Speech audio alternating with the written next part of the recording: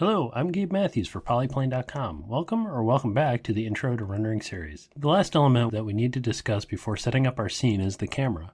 As I mentioned in the first video in this series, the camera is much like a modeling viewport in that it is a portal that allows you to see what you're doing with a model. The largest difference being that it is also your output window for the render. Before I get into the meat of this video, I'd like to take a second and underscore the fact that you don't have to understand this stuff right out of the gate. You can use the stock camera, your viewport, and still get decent results, just knowing that by adding in these functions, you're further making the rendering more believable. Most rendering engines, such as Keyshot and V-Ray, allow you to select physical camera attributes and effects and apply them to your camera. These include adjusting the depth of field, lens length, vignetting, etc. Let's look at these first few. The depth of field is the field of focus in a scene. Picture a box that you can adjust. Anything inside the box is in focus, anything outside of the box is not. I borrowed this photo from Jared Benedict from Wikipedia because honestly, why redraw something that explains this idea perfectly? Where the depth of field is, the butterfly is in focus, and then the two that are outside of that bounds aren't. You may have seen this in a lot of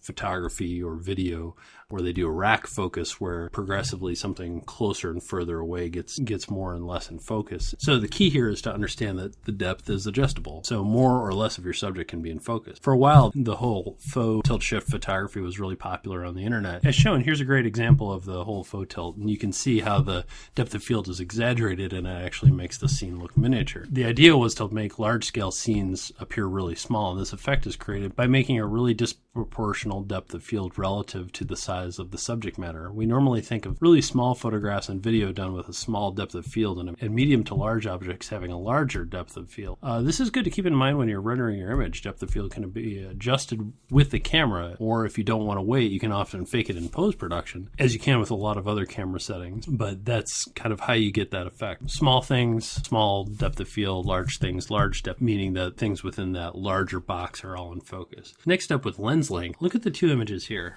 These are two images of the same. The angles are more pronounced and dramatic due to the lens length being adjusted. Smaller numbers equal more dramatic angles. The basic rule here is the larger the object you're rendering, the more dramatic you can make it look by reducing the lens length down. This allows more of the scene to fit into a smaller space, thus skewing the lines and making it look more dramatic. Smaller objects work better with higher lens length, or if you're looking to make an isometric rendering where everything's kind of in parallel, a super high number can be put into your lens length field to make things look parallel. If you're rendering right out of your viewport in Rhino or, among other programs, you can often set the view to parallel, and this will make a true isometric view, which is very useful, especially for explaining exploded view type images.